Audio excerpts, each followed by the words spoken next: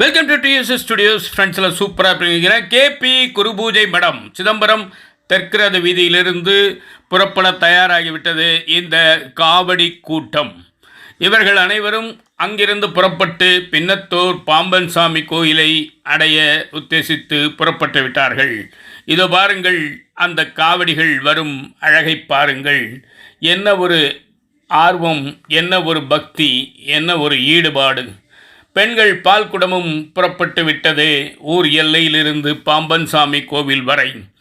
ஆக இந்த காவடியும் பால் குடங்களும் பாங்காக அந்த இடத்தை வந்து அடைகின்றன. அந்த இடத்தை வந்து அடைந்தவுடன் அனைவரும் கோவிலுக்குள் சென்று இத்தனை பால் குடங்கள் என்ன ஆயிற்று, எங்கு சென்றன, எப்படி பயன்படுத்தப்பட்டன என்று உங்களுக்கு ஒரு கேள்வி வருகிறதா? வரும், நியாயம்தானே. இங்கு பாருங்கள், அந்த பால் குடங்களில் வந்த அழகான பால்கள் என்னவாயிற்று என்று பாருங்கள்.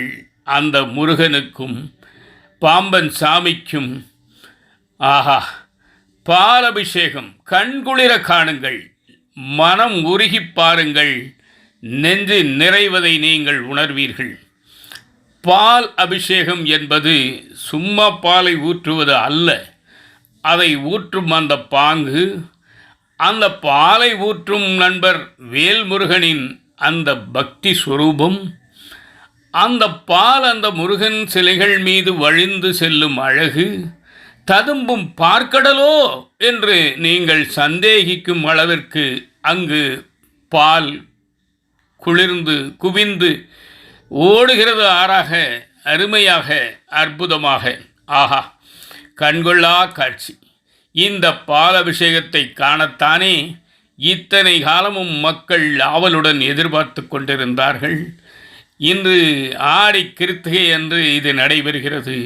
மறுபடியும் வீடியோ புகைப்பட உதவி கோவில் நிர்வாகத்தினர் அவர்களுக்கு இங்கே நாம் ஒரு நல்ல வணக்கத்தையும் நன்றிகளையும் தெரிவித்துக் கொள்கிறோம்.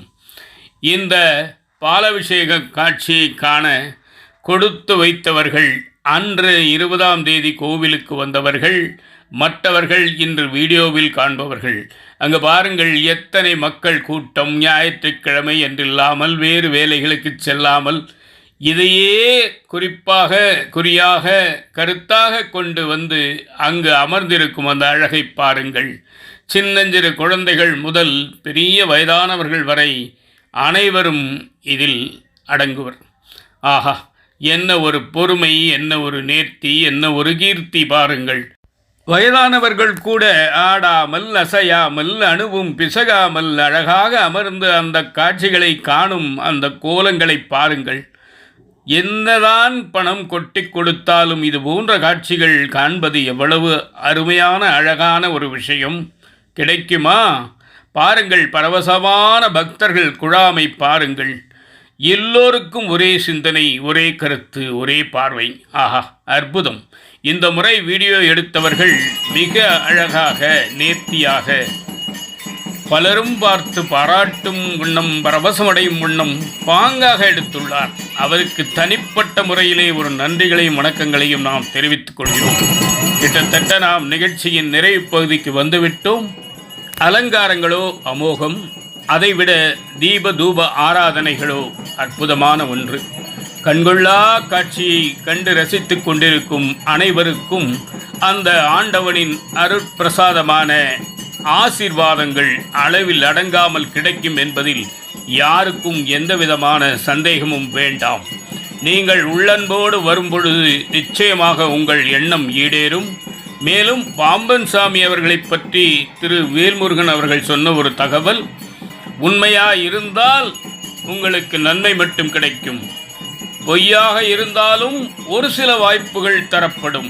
அதற்குள் உங்களை நீங்கள் திருத்திக் கொண்டீர்களே ஆனால் நீங்கள் மன்னிக்கப்படுவீர்கள், முன்னேற்றப்படுவீர்கள். என்னானாலும் நான் என்ற அகந்தையுடன் இருந்தால் அதன் விளைவுகளும் கடுமையாக இருக்கும். இதாங்க இன்னைக்கு விஷயம். நிச்சயமாக இந்த விஷயம் உங்களுக்கு பிடிச்சிருக்கோன்னு நம்புகிறேன். உங்கள் கருத்துக்களை எதிர்பார்க்குறேன். மீண்டும் அடுத்த எபிசோடில் சந்திப்போமா? அதுவரை உங்களிடம் விடைபெறுவது உங்கள் அன்பன் டி. சண்முக சுந்தரம், போத்தனூர், கோயம்புத்தூர். நன்றி, வணக்கம்.